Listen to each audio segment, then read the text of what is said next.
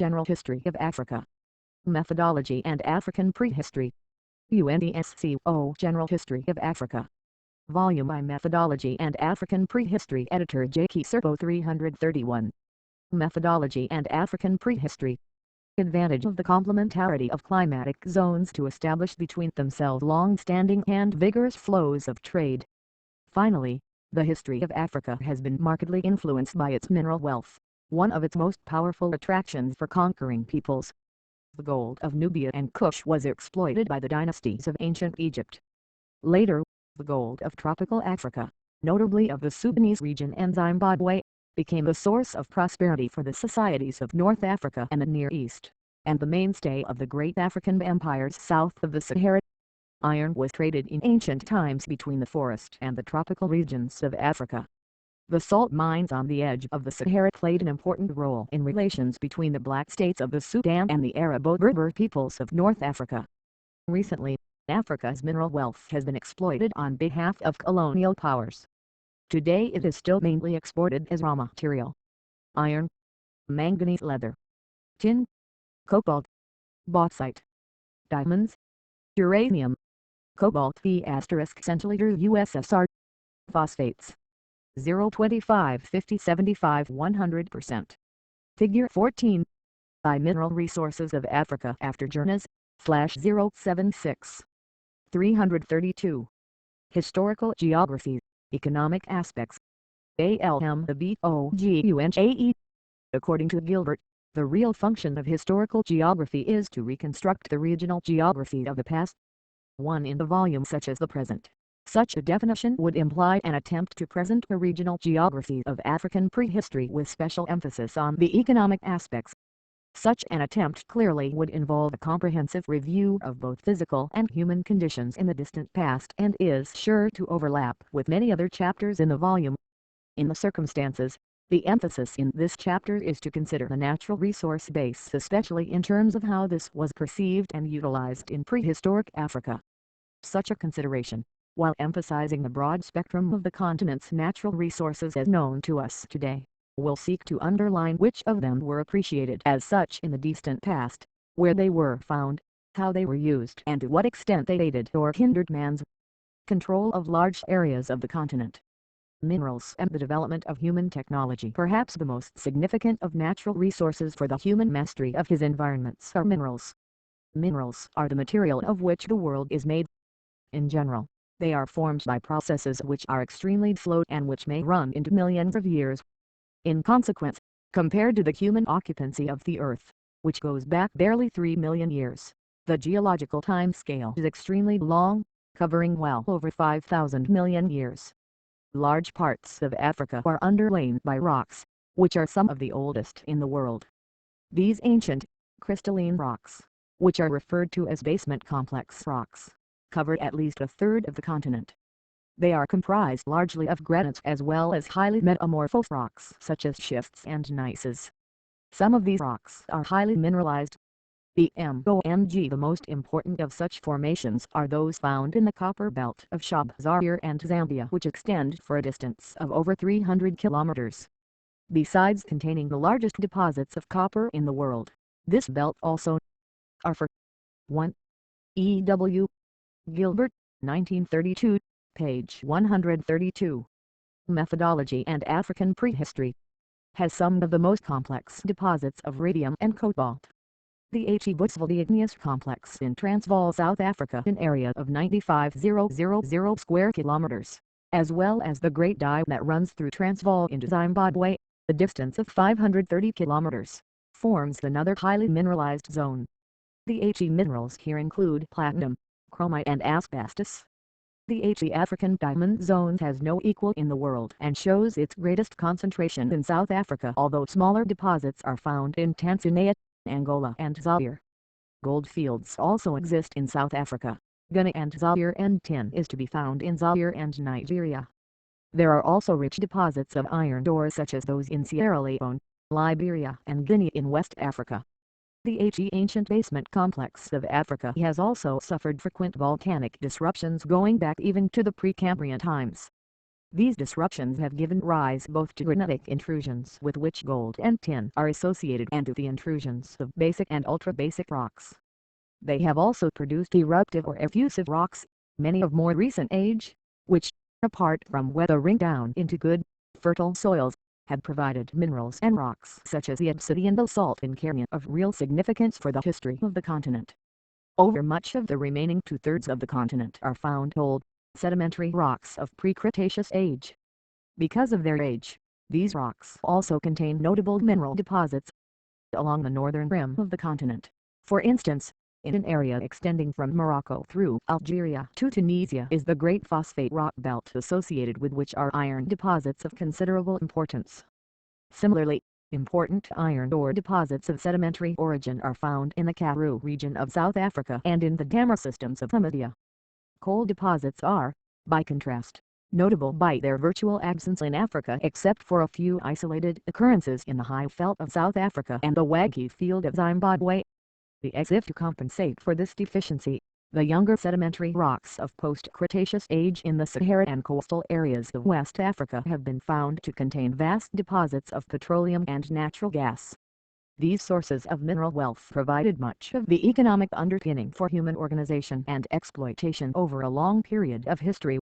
It has been suggested, for instance, that the control of the trade in gold between West and North Africa across the desert was one of the major reasons for the rise and fall of empires and kingdoms in the Western Sudan during the medieval period. The trade in gold and iron ore certainly attracted the Arabs to East Africa from the last millennium onward.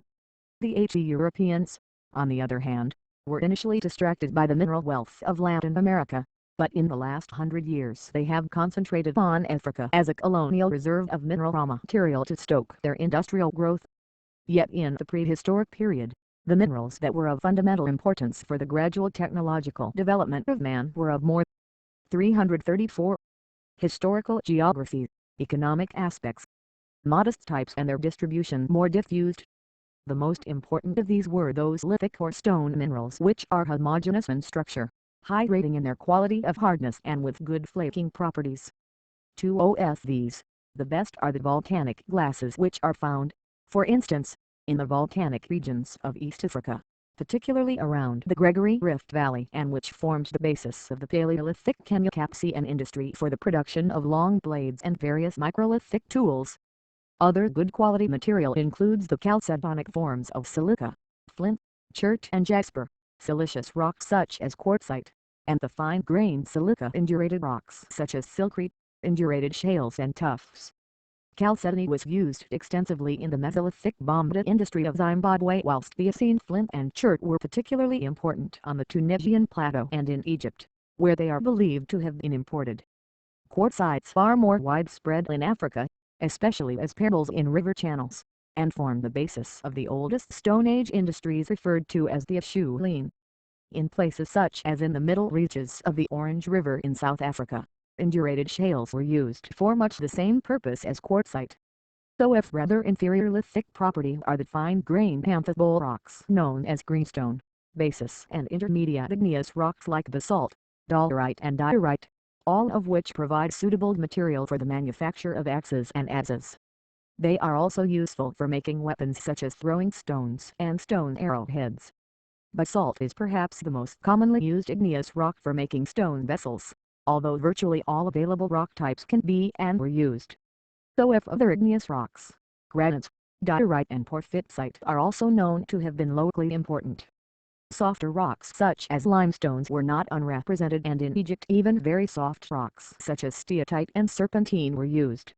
Besides, all over Africa, clay provided the basis for a widely dispersed and highly diversified pottery industry from the Mesolithic period. The importance of minerals in the development of human technology in prehistoric times goes beyond the making of tools, weapons and vessels. It certainly includes the construction of dwelling places, for which simple mud served as important plaster. Major public buildings or monumental masonry such as the pyramids in Egypt also required large amounts of hard granitic rocks or quartzite. Minerals provided the pigment for rock paintings, some of which, in the Sahara and in southern Africa, have been remarkably preserved until today. Such pigment was obtained from grinding various kinds of rock such as hematite, manganese and kaolin, and mixing the powder with some fatty or resinous medium. But without any doubt the mineral which had the greatest significance for development in the later part of the prehistoric period in Africa is iron ore. Although modern technology with its elaborate mechanization. 2. A. Rosenfeld, 1965, page 158. 335. Methodology and African prehistory. And huge economic investment requires the use of deposits of relatively high ore content which are very localized in their occurrence. The position was less restrictive in prehistoric times. Ferruginous laterite or ferrocarite covers quite extensive areas in the grassland savannas of Africa and is typical of old upland plains over many kinds of rocks. SOMB types are so rich that they formed the basis of the earliest ironworking activities on the continent.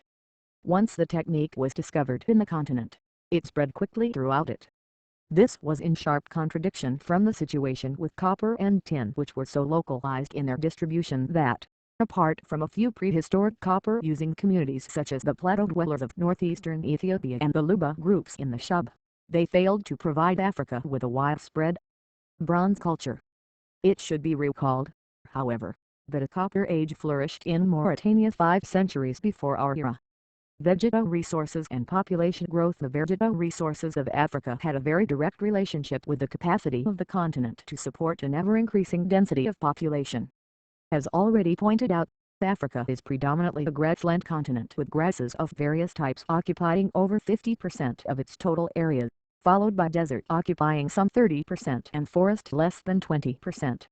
In terms of human occupancy, these varied environments have had significance related to their capacity to support game animals, provide edible fruits or roots, yield material which can be used to construct tools, clothing and shelter, or furnish cultigens which can be domesticated into agricultural crops. The grassland zone was preeminently the rich game region of Africa with its wide variety of antelope, gazelle, giraffe, zebra, lion, buffalo, hartebeest, elephant, rhinoceros and hippopotamus, as well as numerous small game.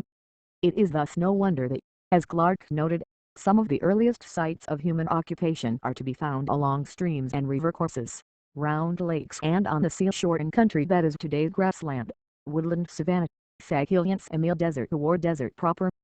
3 such sites were generally absent from the forest zones, although with time, both the increase in man's number and the greater improvement of his hunting techniques encouraged him to occupy all kinds of country from the sea coasts to the high mountain plateaus and from what is now waterless desert well into the forest lands.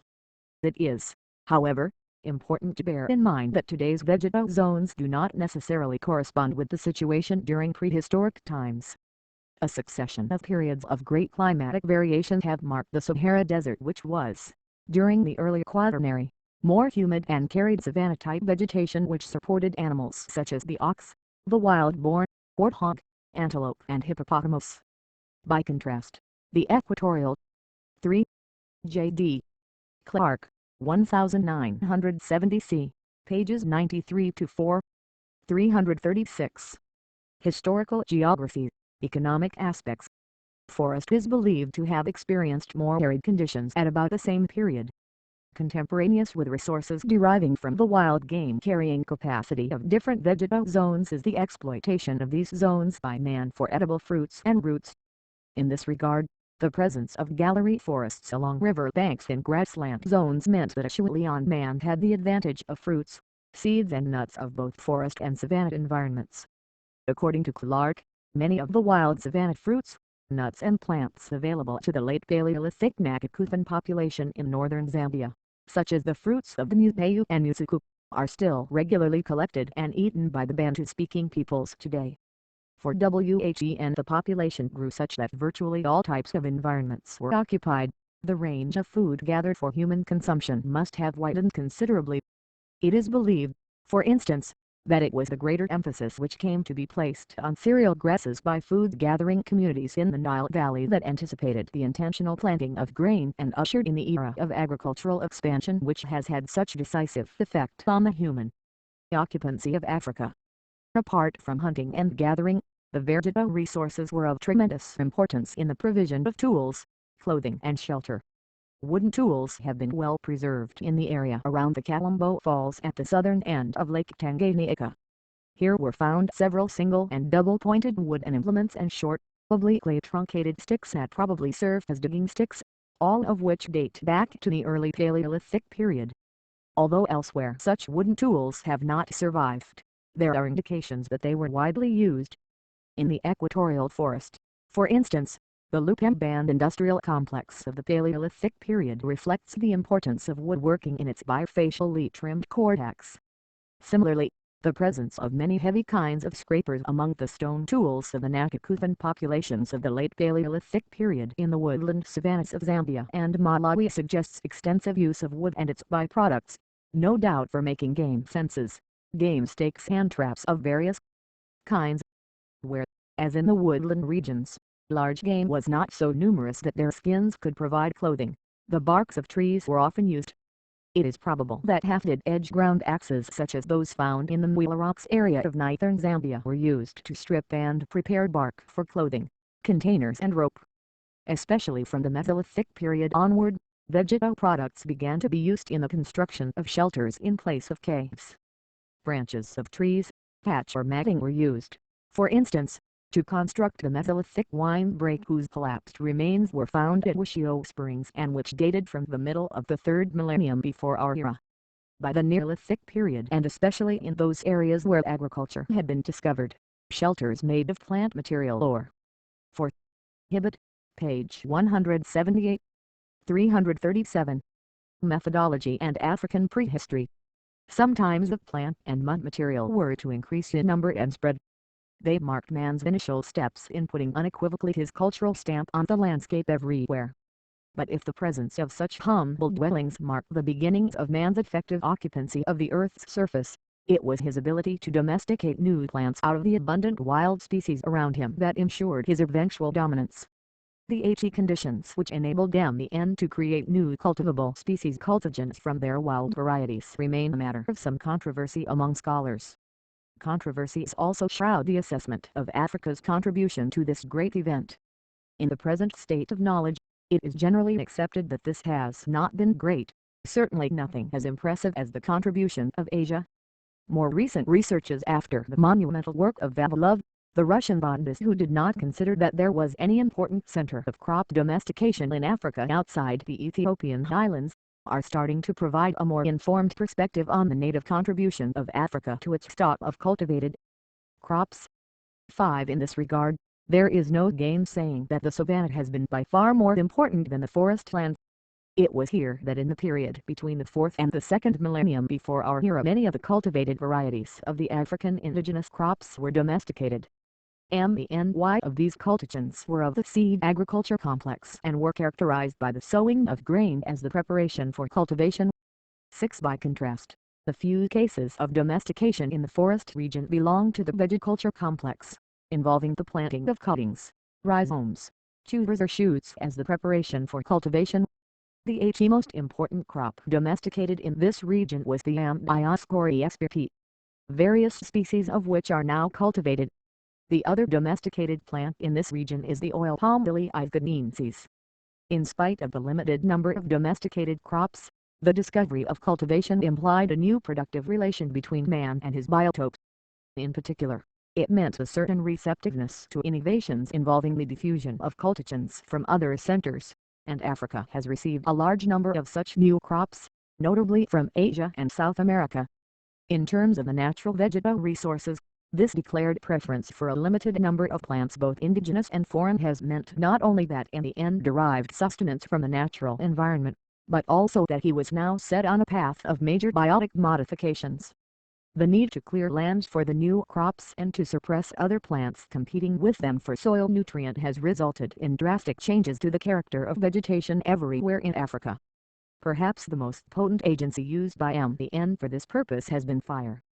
Evidence of the use of fire by MN in Africa dates from the later part of the Lower Paleolithic and has led to the conclusion that as far back as 60,000.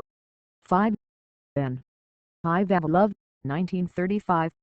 See Chapter 27 of this volume. 6. R. Porters, 1962, pages 195 to 10 in this connection. See Chapter 27 of this volume. 338. Historical geography. Economic aspects. Years ago MN was regularly using fire in Africa. Initially, however, it would appear that he used it for protection, for tool making and perhaps for hunting animals through setting fire to the grass and driving them out. Once he had attained the knowledge of cultivation, it was only natural that he should use the same means to remove unwanted vegetation. This burning of vegetation for purposes of cultivation had different effects on grasses and trees. Grass, especially during the dry season in the savanna zone, burns down to ground level but is not destroyed because of its underground rootstocks. Trees, on the other hand, unless protected by thick bark, may be killed. Where they are not killed, they become twisted and gnarled. The implication of the introduction of fire to the natural environment has thus been that man in Africa over the ages has significantly molded the appearance of the landscape. As the frequent firing kills off the fire-tender tree species of the humid forest, conditions are created which favor the gradual extension of grassland. In West Africa, for instance, this process has been so vigorous as to create an extensive zone of derived savanna which is found locally as far south as 6 degrees N latitude. 7. Within the savanna itself, it is notable that under the impact of the annual fires the vegetation alters in character with minor features of the landscape, changing from grassland on the open plains to a more woody cover over rocky sites. Indeed, the survival of such woody growths on rocky sites has led to the suggestion that the climax vegetation over a large part of present-day grassland must have been forest. 8. Whatever the situation, the grassland regions of Africa proved of greater resource value to early MN since not only were they easier to clear for cultivation but they were also easier to traverse. This factor of easy traversability was decisive in the peopling of the continent. Africa is par excellence the continent of large human movements, some of which are now being delineated by archaeological, ethnographical, linguistic and historical evidence. These large movements of people have been important for the rapidity of the spread of new ideas and especially of tools and techniques. Yes, so rapid sometimes is the rate of spread that it often creates great difficulties for researchers concerned with identifying the source region of the diffusion of various innovations. Easy traversability has also been a vital factor in the spatial organization of groups of people to form political entities. The grassland regions of Africa have thus been notable for providing conditions conducive to the emergence of states in Africa.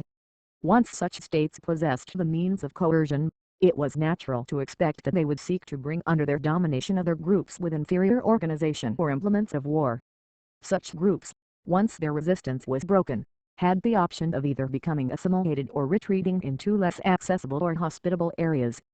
In short, the corollary of the emergence of states in the grassland areas has been the further dispersal of weaker, less well-organized groups into more difficult environments such. 7. W. B.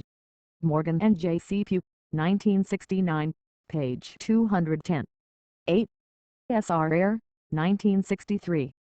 339. Methodology and African Prehistory. As highly broken, mountainous areas, arid wastes or heavily forested regions. The vegetal resources of Africa can thus be seen to have played a very vital role in the historical evolution of MN in Africa. Not only have they provided MN with an abundant supply of fruits and roots, but they have enabled him to create crops which can be nurtured and protected to provide him with new and richer sources of sustenance. The increase in food supplies facilitated the steady growth of African population. UP to 1650. The continent, according to Carl Saunders, was only less populous than Asia, its population of 100 million representing over 20% of the world total. 9. An important factor in the growth of population was the greater security offered by the better organized socio-political entities. Because of their greater distribution within the savanna zone, it is easy to appreciate why this zone probably accounted for a large proportion of the continent's population at this time, a fact which, especially in West Africa, came to be gradually reversed with slave raiding and the eventual foreign colonization of the continent from the 16th century onwards. Animal resources and cultural diversification closely related to the vegetal resources is the pattern of distribution of the animal resources. Africa has attracted attention from as far back as records go as the continent with large mammalian resources. Indeed, it is claimed that, excluding bats, the African mammalians consist of as many as 38 families. The distribution of these animals over the continent has varied both in time and space. Fossil remains indicate that all regions of the continent carried at one time or the other an assortment of even larger wildlife. The North African Mediterranean region, for instance, was the home of animals such as the lion and the elephant, many of which were believed to have been driven out in the periods of great aridity during the Pleistocene. Most of those left behind were overexploited in our era to meet, for instance, the large demands of Roman amphitheaters. Indeed, as late as the middle of the 19th century, the army of the French Duc d'Aumale discovered great numbers of wild animals, including lions, wherever they went in Algeria, from the precipitous rocks of Constantine to the plains of Oran. The desert still preserves a remarkable range of wildlife. These include the Dorcas and Dama gazelle, the Adax, the scimitar horned oryx or Oryx algazel. In much earlier and wetter times, its resources are known to have been more considerable and to have included animals such as the elephant, rhinoceros, hippopotamus, giraffe, the now extinct giant buffalo, and many of the larger antelopes. But it is the grassland plains of Africa which are the true home of the 9 a.m. Carr Saunders, 1964. At the present time, the population of Africa represents barely 10% of the world total. 340. Historical geography, economic aspects. Majority of African game.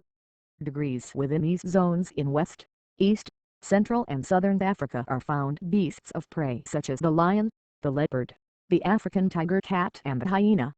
It is here also that we find the bugle heart beasts, the topi, the red-fronted gazelle, the warthog, the roan antelope, the zebra, the giraffe and the ostrich.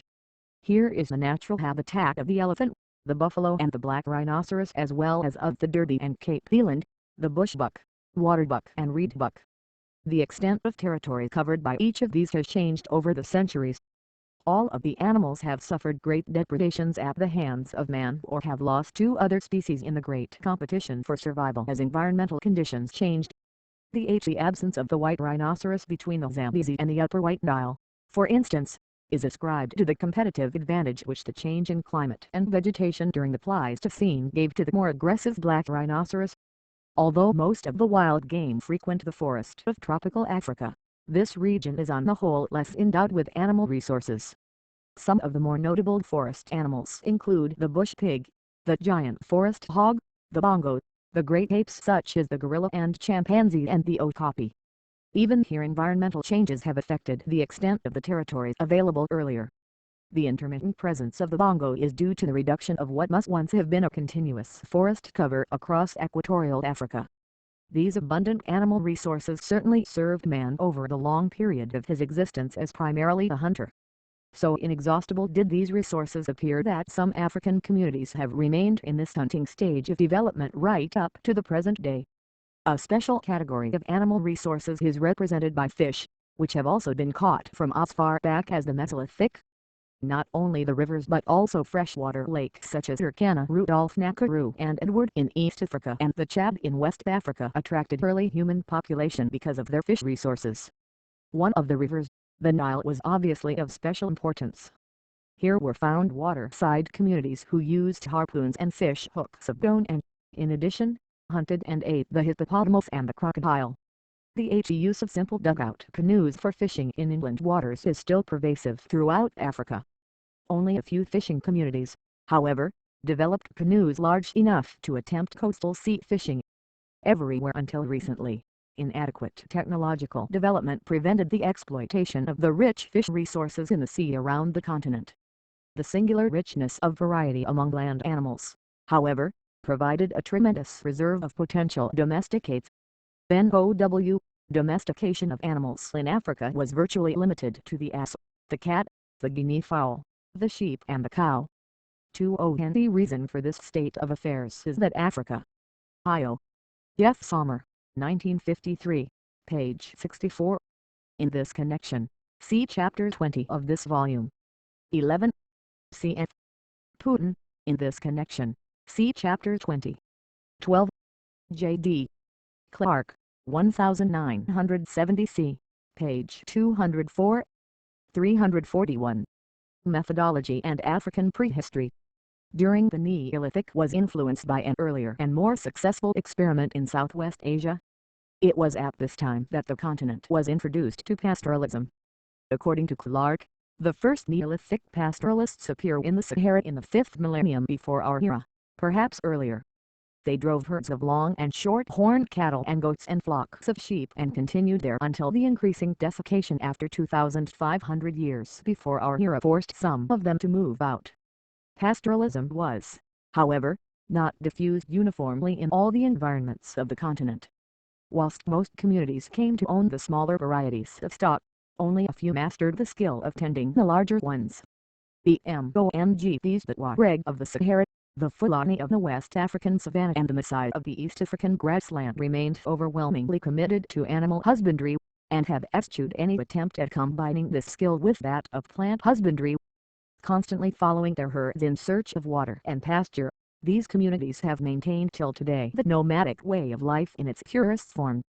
Some Bantu groups in East Africa, however, have managed to combine animal husbandry with cultivation to the mutual advantage of both. Perhaps one of the factors inhibiting the spread of pastoralism in Africa was the proliferation of other zoological species which had a negative impact on resource development of the continent. Prominent among these is the tsetse flight. This large, bustling brown flight is the main, but not the only, vector of trypanosomiasis, a disease which causes sleeping sickness in MBN and spells death for his animals. This flight is found today in a belt running across Africa between latitudes I4 degrees N and S of the equator. The only exceptions are the islands rising to levels above I meters which are relatively cold, and the open short grass country where the dry season is too hot and desiccating for the flight to breed. Tsetse flight has been present in Africa since very remote times.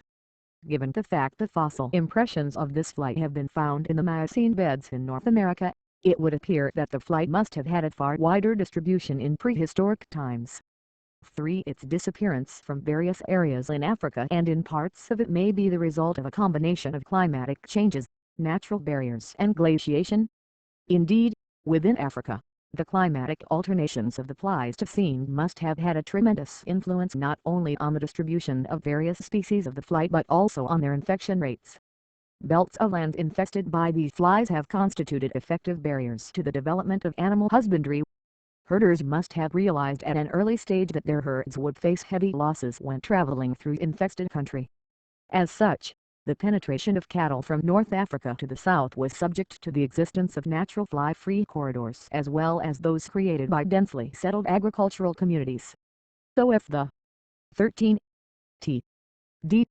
K. Cockerell, 1907, 1909, 1919. 342. Historical geography, economic aspects. Latter, a good example is provided by the migration of cattle owners some 9 centuries ago creating, through the merging with other peoples, the Tutsi and Hutu society of present-day Rwanda and Burundi. The history of Africa would have been very different if the continent had been free of tsetse. Instead, with the fly effectively keeping large livestock out of the reach of settled agricultural communities, the use of such animals for draft purposes never occurred nor was opportunity created for discovering the great importance of the wheel. On the other hand, some of the larger livestock provided some peoples with riding animals whose fleetness of foot encouraged them into aggression and political domination of the sedentary peoples. 14. Other adverse zoological factors. Find the malarial mosquito and the locust. The several species of mosquito capable of transmitting malarial parasites of one kind or another, some are more attracted to human blood than others. The most prevalent in Africa is Anopheles gambiae which, because it also feeds on animals, is very difficult to eradicate as it can survive even if temporarily prevented from feeding on man. The mosquito usually breeds in standing water and is most numerous near swamps and rivers. Its breeding places increase with increasing rainfall, and high temperatures boost both the development of its larvae and that of the plasmodium cycle in the adult mosquito. By the same token, cooler temperatures encountered at higher altitudes curtail the incidence of the mosquito. Thus, endemic malaria tends to disappear above I meters even though transmission may persist beyond this level. How long the mosquito has been part of the human environment in Africa is not known. The very high incidence of the sickle cell trait found in many African populations would seem to suggest a long-standing and intimate relation between it and the evolution of the African populations. This trait is certainly the product of age-long selection pressure favoring the survival of these populations in conditions of hyperendemic malarial infections. The malarial mosquito, to the extent that it greatly impairs the survival chances of non-adapted human groups, has also been a major factor in the history of the continent. Certainly, until the 20th century, it effectively discouraged European settlement in the hot and humid climate of West Africa and saved the region from those thorny interracial problems that have plagued the history of the more elevated regions in North, East, Central and Southern Africa which had fallen victim to settler colonization. Locusts are amongst the traditional plagues of Africa. They are large grasshoppers living normally in single, solitary state or in small groups. They are found in areas of vegetational transition at the desert margins or near woodland and grassland savannas. Three main kinds of locusts are found in Africa south of the Sahara. These are the red locust, the African migratory locust and the desert locust. All three need two kinds of habitat. 14. This may be seen in a role played by mounted warriors in the creation of African states, particularly north of the equator. 343. Methodology and African prehistory. Bare ground for laying their eggs and vegetated country for feeding. Occasionally when, for various reasons, their feeding ground is restricted to a small area they congregate into large swarms to invade areas far and near. Examples of such invasions are not easy to identify from the distant past, although the Old Testament does refer to the locust as one of the plagues from which Egypt suffered at the time of Moses. From about the 19th century records of invasions become more abundant. Central Africa, for instance, suffered invasions from the red locust at different times between 1847 and 1854, 1892 and 1910, and more recently between 1930 and 1944. For settled agricultural populations, the depredations of such invasions, especially just before harvest, can make all the difference between abundant food and famine. Where, in the past, other conditions such as drought coincided with locust invasion, the stage was set for considerable social and political upheaval on the continent. Water resources and human mobility. The significance of water resources in the evolving history of Africa can hardly be overestimated. Although the continent has within it areas with some of the highest annual rainfall figures in the world, it also has areas with some of the lowest. The extensive regions of the Sahara and the Kalahari are a standing testimony to the acute aridity of large parts of Africa. But besides the deserts, the broad savanna zone has only marginally adequate rainfall, and human lives in these regions depend greatly on the fluctuating vagaries of rain-bearing winds. This fact would not be a matter of serious concern if it were possible to exploit other sources of water such as surface streams, lakes and groundwater. However, over large parts of the continent, especially in the relatively hot, lowland regions, the river valleys are infested with debilitating insects and are therefore unsuitable for human settlement. The river regimes also closely parallel that of the rain and thus bring little relief in periods of rain failure or prolonged dry seasons when the river beds are themselves bare of water. Traditional technology except along the lower Nile Valley had no means of storing water against rainless days. Poorly developed technology also meant that groundwater could not be tapped below certain depths even in areas such as the artesian basins where the geological structures have helped to imprison vast reserves of water. In large parts of the continent underlain by basement complex rocks, little water storage capability is found and human settlement cannot depend on other than the annual rainfall. Water shortage resulting in serious drought conditions has thus always been a fact of life in Africa. The climatic history of the Pleistocene period shows that for different parts of the continent there is a widely cyclical pattern of long periods of more or less rainfall. But whatever the situation, drought represents an environmental pressure on human groups, forcing them to 344. Historical geography, economic aspects, respond in various ways. Characteristic of virtually all of these ways is the element of movement, a search for better watered areas either on a temporary or a permanent basis.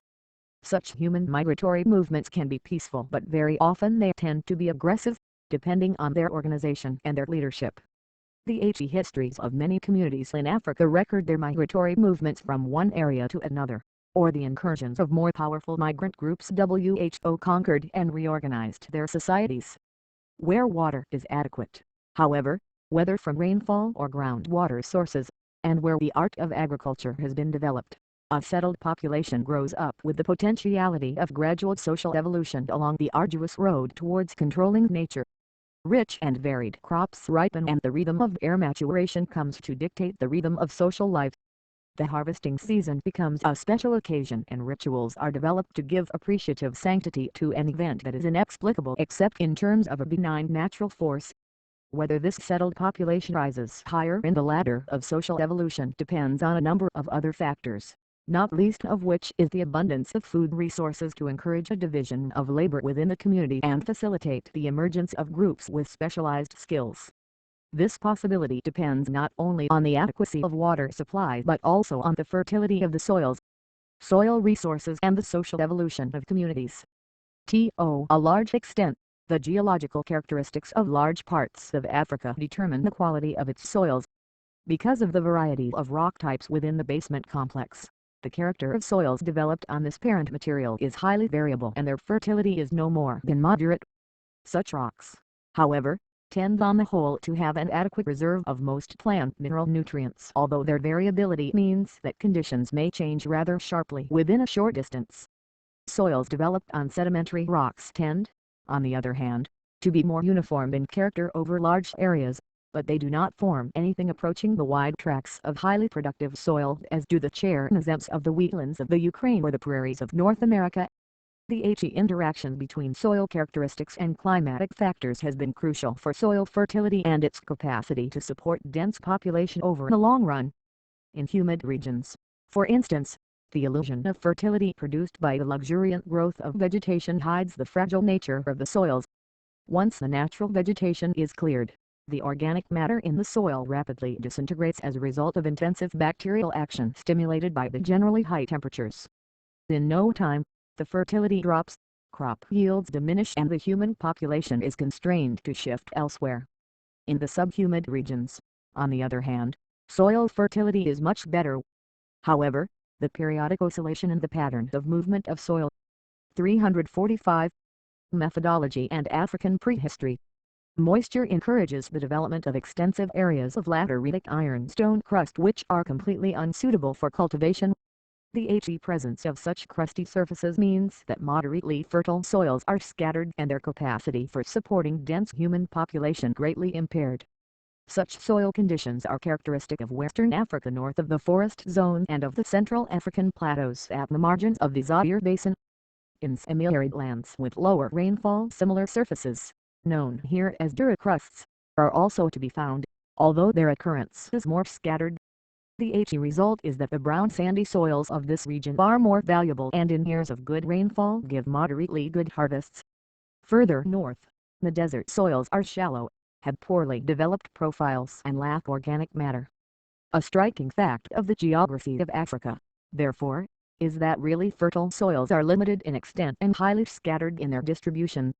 They include the deep loamy clayey soils derived from basalts and other volcanic rocks of Pliocene and later ages which are found particularly in parts of East Africa. Under high forest, these soils are chocolate brown in color at high altitudes but red at lower levels. Of equal significance are the rich alluvial soils derived from the same type of rocks and found in the floodplains of rivers such as the Nile. The abundant yields of crops from both types of soils have facilitated the growth of dense human populations. Where, as in the Nile Valley, this concentration is combined with a high degree of social and environmental management such as was provided from the pre-dynastic Neolithic period, the stage is set for the emergence of a more highly evolved society. This later society with its growth of an urban civilization, its class differentiation, fine craftsmanship and monumental architecture as well as its use of writing, was the outcome not only of increasingly regular interaction with Mesopotamia but also of the possibility of supporting the dense population composed of a variety of social groups by an agricultural surplus which in those distant periods must have been very impressive. Such conditions were later to be reproduced in a few areas of Africa such as the bend of the Niger at the time of the emergence of the Ghana Empire in the early medieval period. But although there are other areas of fairly good soils, wide tracts of the continent, Above all, the upland plains where weathering has continued for millions of years, have soils that are thin, lack adequate plant nutrients or essential minerals, and are even today still of limited value for agriculture. In such areas, from as far back as the Neolithic, man has only succeeded in depending on shifting cultivation to eke out a living. This form of economy is profligate in its use of land and thus discourages the emergence of densely settled communities. The sparsity of population over large parts of Africa, with its inhibiting effect on social evolution, must thus be seen as a critical factor in its history. It is, of course, now known that the fertility of any area is as much a function of effective soil management as it is of natural characteristics. Indeed, other areas of the world where societies have today attained a higher level of social evolution. 346. Historical geography, economic aspects, have also passed through a phase of development in which their economy depended as much on shifting cultivation. For Africa, therefore, soil management constitutes a matter of vital importance for societal evolution. It was a determining factor in the past and points to the path that will have to be taken if a serious effort is to be made to embark on a process in which progress will be decisive. Conclusion: the historical geography of Africa, especially in its economic aspects, yields a picture of a continent in which nature has been unusually kind, at least on the surface. The superficiality of natural bounteousness, so well exemplified in the fragile luxuriance of the tropical forest, has been something of a trap for the human population in Africa. Finding existence so easy to achieve, communities have sidestepped the agonizing demands of social evolution. It is true that some far-sighted individuals or groups of individuals have emerged here and there to urge their communities forward, but their impact has failed to be cumulative. Then no doubt external interference, particularly the long history of slave raiding, has had a pernicious effect on the general state of development on the continent. But the fact that such interference was possible is a grim reminder of the dangers for any human group of failing to engage in the continuous struggle of fashioning stronger, larger and more cohesive social organizations to face possible challenges. The history of Africa will have availed us nothing if it does not strongly emphasize this fact. As in the prehistoric period, the geography of Africa today reveals a continent with still abundant natural resources. Its recent colonial past has, however, helped to create a situation where much of these resources are exploited largely as exportable raw materials to serve the needs of other societies. Moreover, exploitation with its high technological requirements demands the organization of the African peoples in large integrated communities to develop these resources for genuine development. The history of a decade of political independence of African countries leaves an ambiguous impression that the importance of fashioning such communities in competition with other similar communities is still far from being grasped. The purpose of this sketch of a historical, economic geography of the continent, if it serves any purpose at all, should be to stress that nature in Africa, as elsewhere, determines neither the destiny of a people nor the route it will take. Its role is at best permissive. Peoples, like individuals, have been and will continue to be the architects of their own fortunes. 347. The interdisciplinary methods adopted in this study. J. KCRBO. Introduction. The interdisciplinary approach to historical research is a fashionable idea. But when it comes to putting it into practice, difficulties arise. There are great differences in method of work between different disciplines, and research workers are deeply imbued with the habit of specialization, and jealous of the territorial integrity of their own subjects. The same tendency appears even in presenting the results of research. The life of a community is still dealt with under quite separate headings covering, for example, economic, social and cultural aspects. The suggestion of interdisciplinary working is thought of in terms of takeover bids. In this struggle for territory and leadership, history is in an ambivalent position. It is essential to all disciplines, but having, unlike other subjects, no esoteric vocabulary of its own for its practitioners to take refuge behind, it runs the risk of becoming devalued, acquiring universality, as it were, at the cost of respectability. If history is an orchestra, its conductor has traditionally been the written record. But the history of Africa, particularly south of the Sahara, is characterized by a relative dearth of written sources, especially before the 16th and even more before the 7th century of our era. There is an African proverb which says, "When your mother is not there, You suck your grandmother. One failing written source material. African history must combine all other available sources in order to recreate the past. The HE deficiency may in the last analysis become something of an advantage. It makes possible an escape from the overriding influence of the written word and the consequent implicit devaluation of other sources. Historical and anthropological research in Africa has long suffered from two contradictory evils. One is the weakness of historians for regarding the process of social change as a mere string of dates. Hence the obsessional urge to construct a chronology that will make human development intelligible, to the neglect of everything else: economics, social structure and culture. Lactation appears to be a reflex process, but the African pharmacopoeia included recipes for making grandmothers lactate. The interdisciplinary methods adopted in this study. Hence the linear approach aimed at producing a genealogy or a succession of events, the bare bones of history, in short, without the flesh and blood. The other even more pernicious aberration may come partly from applying to the real African preconceived ideas of the primitive condition drawn from sketchy concepts of evolution. It analyses structures as though they were timeless, disregarding the historical depth which alone gives them meaning, subjective or objective. Again, some scholars are taken with the notion of the self-sufficiency of their own subjects. There are linguists allergic to any suggestion of cultural interaction, and functionalist anthropologists WHO reject the idea of historical depth. Happily, watertight compartments of this sort are being progressively broken down. The realization, writes J. Desmond Clark, that archaeologists, linguists and cultural anthropologists or ethnographers are faced with MDNY of the same problems and that the best way of solving them is by interdisciplinary teamwork, is one of the most encouraging and exciting factors in African studies today. The HE pseudo-history characterized by an exclusive preoccupation with chronology, and the delusion of a purely static, formal structural analysis, are on the wane. This is demonstrated by those schools of thought which are introducing diachrony and conflict into their methods of work, either integrating cultural data with linguistic data, for example, Kalam Grial and Hoes, or abandoning the sociologist's static approach for a dynamic one that takes movement and comparison as its tools. The contradiction is, after all, an integral part of reality. What is certain is that no single discipline can tackle alone the dense jungle of the reality of Africa. The HE Gordian knot is not to be sliced through with a cutlass. Some workers claim to have found the essential explanation of a particular African society in a single factor, for example, in a structural analysis of kinship, or in the complex of representations, beliefs, myths and symbols considered as a logical entity in itself, independent, for instance, of productive relations. 3. In fact, a study of kinship shows us systems less pure and more complex in Africa than, say, in Australia, with structures which Levi-Strauss admits are conditioned by economic and political factors as well as the mere mechanism of kinship rules.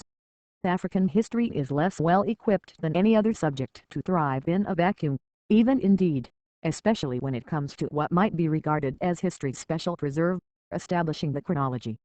The correct solution to a problem of chronology often calls for the use of 4 different sources: written records, archaeology, linguistics and oral tradition.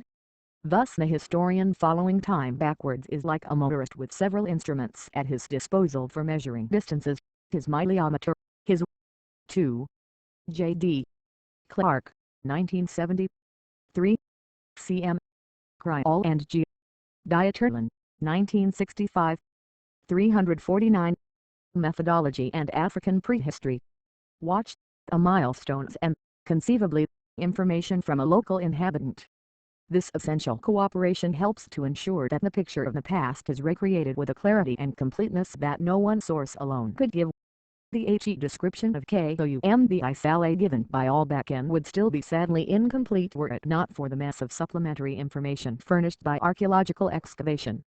Even oral tradition made its contribution here, leading as it did to the discovery of the site of KOUMBI Saleh. Hence it seems inappropriate to classify sources in order of importance, with written records at the top and oral tradition at the bottom. The HE value of a source is not absolute, but varies according to the subject of research. In any given case, the mass of available data will include the master source, which will vary according to the topic. For African prehistory or for pygmy societies, written records obviously not the best source, there are none. For different periods and areas, the range of historical evidence is dominated by different master sources, the others playing subsidiary roles. The HE master source is not the same for an obscure the Echualian tribe, Jugartis kingdom, the Kurti of northern Cameroon, the Absandi of Ghana, the Kabra of northern Togo, and the Gao Empire described in the Durjat al-Fatash. Moreover, it may well be that the master source will be identified only after the research is complete, for though the source conditions the results, it is the results that vindicate the source. So it is safe to say that in the field of African history the interdisciplinary approach, far from being a luxury, is one of the essential factors. There is in fact no alternative to it. HOW sources complement one another. The sources of African history are manifestly complementary. Any single one on its own will be defective and give a blurred image of reality which can only be brought into sharp focus by means of other sources. Archaeology by itself may yield little more than a dry as dust description or a sterile conclusion incautiously arrived at on the basis of a small number of samples, and if waiting for further excavations were the only way of confirming or exploding hypotheses, the pace of progress would become intolerably slow. But replaced in the many-faceted living context which it is its purpose to explore, archaeology does much for other disciplines and receives much from them in return. Finds are often explained from outside archaeology, as at Zimbabwe, where it is the gold mines and their defense, plus religion, that make sense of most of the structures above and below ground level. Grave goods, and the positioning of bodies in tombs, can be explained only in terms of a people's beliefs and its ideas of the hereafter. Conversely, when excavation in northern Ghana brings to light architectural features identical with those of the Sudanic Sahel, archaeology sets or solves an interesting problem of cultural influence. African art, again, can only illuminate history if it is illuminated by it. Art,